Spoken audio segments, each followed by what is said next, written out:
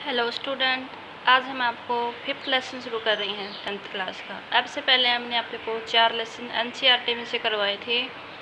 आज हम आपको एमबीडी में से दे रहे हैं, क्योंकि अधिकतर बच्चे जो हैं वो एनसीईआरटी को देखते ही नहीं है, ना ही वीडियो को पसंद करते हैं देखना। तो इसलिए हमने आज से आपको जो क्वेश्चन हम आपको राइट करने के लिए दे रही हैं, वही कार्य हम आपको आज समझा देंगे और उसमें आपको लर्न करने में मदद होगी।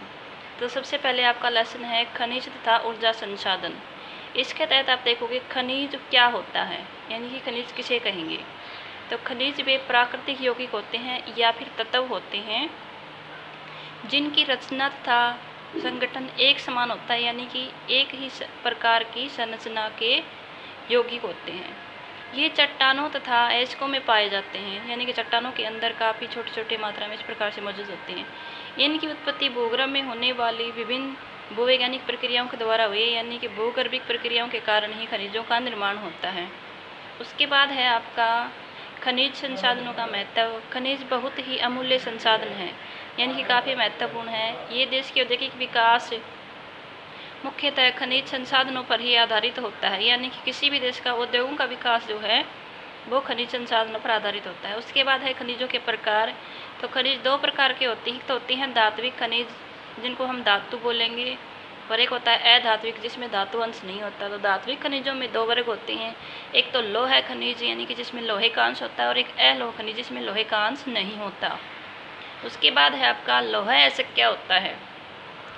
तो भारत लौह अयस्क में विशेष रूप से संपन्न है, यानी कि काफ़ी ज़्यादा मात्रा में भारत में लौह अयस्क के भंडार हैं। लोहा और कोयला मशीनी युग का आधार है।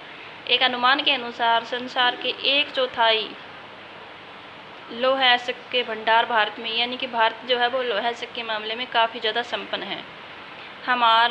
हमारे लौह अयस्क के भंडार की न केवल मात्रा ही विशाल है, अपितु वे उच्च कोटि के भी हैं। उसके बाद है अलोह खनिज क्या होता है। तो जस्ता, जिसमें लोहे की मात्रा ना हो, सीसा, तांबा, सोना आदि प्रमुख अलोह खनिज हैं। भारत में अलोह खनिजों की कमी पाई जाती है। उसके बाद है लोहा। तो भारत में मैग्नेटाइट और हेमेटाइट किस्म का लोहा ऐसे अधिक मात्रा में पाया जाता है, यानी कि लोहे की 4 किस्में होती हैं, उसमें से मैग्नेटाइट और हेमेटाइट और मैग्नेटाइट ज़्यादा मिलता है।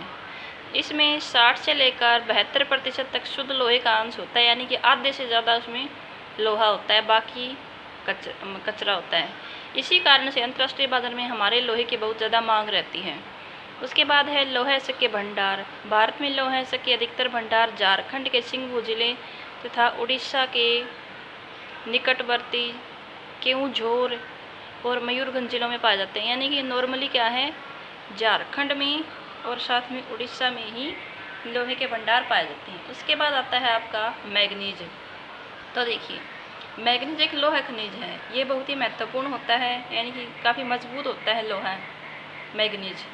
मैग्नीज का प्रयोग मिश्र तत्व बनाने के लिए किया जाता है, यानी कि अकेले मैग्नीज का प्रयोग नहीं होता, बल्कि जो अलग प्रकार के खनिज बनाए जाएंगे, अलग अलग प्रकार के लोहा वगैरह या फिर कोई और, तो उसके अंदर मिला के इसको प्रयोग किया जाता है। मैग्नीज अयस्क के प्रमुख खान उड़ीसा में और मयूरभंज में पाई जाती हैं। उड़ीसा के केऊंझर और मयूरभंज, ये दोनों क्षेत्र आपके उड़ीसा के अंदर ही स्थित हैं। उसके बाद हम है ना, आपको हम आज जो आपको राइट करना है वो वाली चीज़ें दे देते हैं। तो देखिए, जो आपको आज राइट करना है उसके लिए हम सबसे पहले आपको क्वेश्चन देंगे मल्टीपल वाले। निम्नलिखित में से कौन सा खनिज अपेक्षित पदार्थों के अवशिष्ट भार को त्यागता हुआ चट्टानों से अपघटन करता है, यानी कि कोयला या फिर बॉक्साइट, कौन सा है, सोना या जस्ता। इनमें से कौन सा ऐसा खनिज है जो अपेक्षित पदार्थों के अवशिष्ट भार को त्यागता है, यानी कि धीरे धीरे उसके अंदर जो अवशिष्ट जो होती है उनको हटा देता है और मूल्यवान होता है, तो वो होता है आपका बॉक्साइट। उसके बाद है झारखंड में स्थित कोंडरम्मा निम्नलिखित में से किस खनिज का अग्रणी उत्पादक है।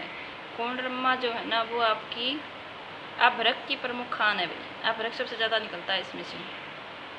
निम्नलिखित चट्टानों में से किस चट्टान के सत्तरों में खनिज के निक्षेपण और संचयन होता है, यानी कि जो खनिज होते हैं ना, वो कौन सी चट्टानों में पाए जाते हैं। तो वो आपके तलछटी चट्टानों में पाए जाते हैं, जो कि बिल्कुल तली के अंदर जमाव होता रहता है खनिजों का।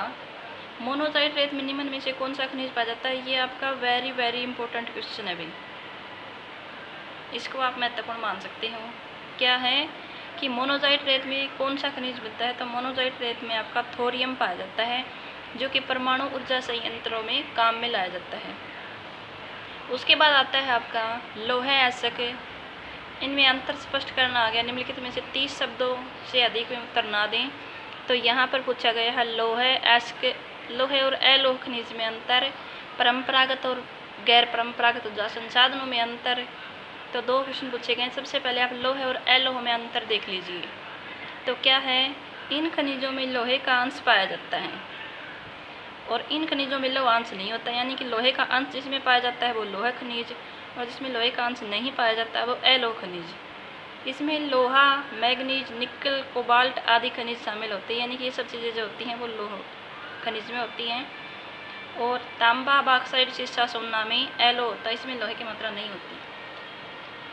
ये भारत में धात्विक खनिजों की कुल उत्पादन की मूल्य की 3/4 में योगदान देते हैं, और इसमें इन खनिजों के संचित भंडार उत्पादन संतोषजनक नहीं है, यानी कि अलोह वाले खनिज कम है हमारे देश में।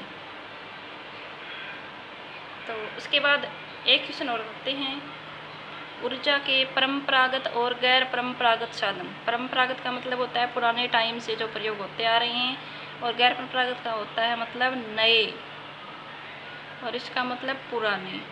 तो देखिए, ऊर्जा के परंपरागत साधनों में कोयला जो काफ़ी लंबे टाइम से प्रयोग हो रहा है, खनिज, तेल, प्राकृतिक गैस आदि का नाम लिया जा सकता है। और गैर परंपरागत में सौर ऊर्जा यानी कि नया है अभी, पवन ऊर्जा, ज्वारीय ऊर्जा, जैव पदार्थों से प्राप्त ऊर्जा, गोबर, खेती, कूड़ा कचरे तथा मानव के मल मूत्र से प्राप्त ऊर्जा आदि, ये जो होते हैं आपके सारे के सारे वो आपके गैर परंपरागत होते हैं। उसके बाद देखिए, परंपरागत साधनों में कोयले और तेल के भंडार अक्षय नहीं है, यानी कि पर्याप्त नहीं है। और इसमें गैर परंपरागत साधन या तो नवीकरण योग्य हैं या अक्षय, यानी कि बार बार में प्रयोग हो सकते हैं, लेकिन ये वाले जो हैं एक बार प्रयोग होने के बाद दोबारा प्रयोग नहीं आ सकते। परंपरागत साधनों के प्रयोग में काफ़ी ज़्यादा खर्च आता है, यानी कि काफ़ी खर्चीले होती हैं, और गैर परंपरागत कम खर्चीले होते हैं। तो इस प्रकार से स्टूडेंट हमने आपको ये जो आज क्वेश्चन करवाए हैं, उम्मीद है आपको ये सारे क्वेश्चन ढंग से समझ में आ गए होंगे। तो इनको आपको नोटबुक में ढंग से उतार लेना है और अच्छे तरीके से इनको आपको याद भी करना है। पढ़ाने को तो हम आपको एनसीईआरटी पे पढ़ा देते, लेकिन हम पिछले कुछ दिनों से देख रहे हैं कि 1 या 2 बच्चे ऐसे होंगे जो शायद हमारा वीडियो देखते हैं, बाकी बच्चे नहीं देख रहे। तो ऐसे जो लिखने का काम दे रहे हैं उसको कॉपी में उतार लेने से कुछ नहीं होगा, शायद आप प्रश्नों को याद नहीं करते हैं। तो इसीलिए हमने आज से आपको जो प्रश्न याद करने के लिए दे रहे हैं वो आपको समझा देंगे, ताकि आपको कोई दिक्कत ना रहे, और जितना कार्य आपको करवा रहे हैं कम से कम उतना कार्य तो संतोषजनक ढंग से कवर हो जाए।